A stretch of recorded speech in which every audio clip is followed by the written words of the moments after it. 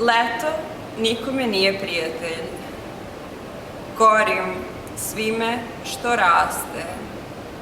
Svetlost me isušuje, licitiram na zrake, koji će mi odgristi lice i strgnuti poslednju krpu, kao da uveliko nisam gola.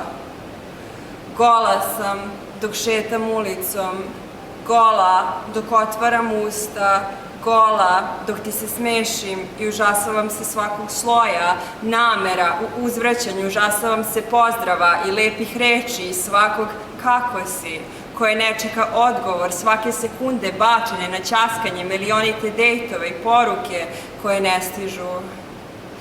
Užasavam se gladi koja gleda na mene kao da sam ništa više od rupe za kurac.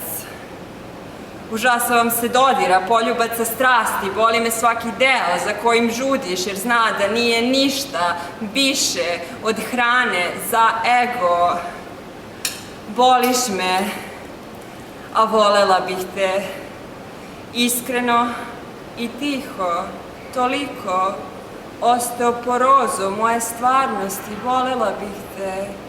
Kada bi jednom pružio prste ka mom duhu umesto grudima, jednom shvati da moj vredi bar 1000 rupa.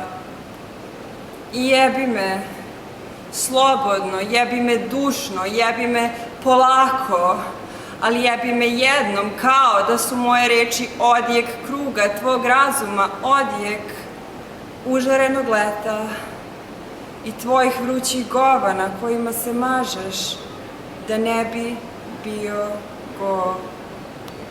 Jer golotinja je ranjivost, golotinja je užasavajuća stvar.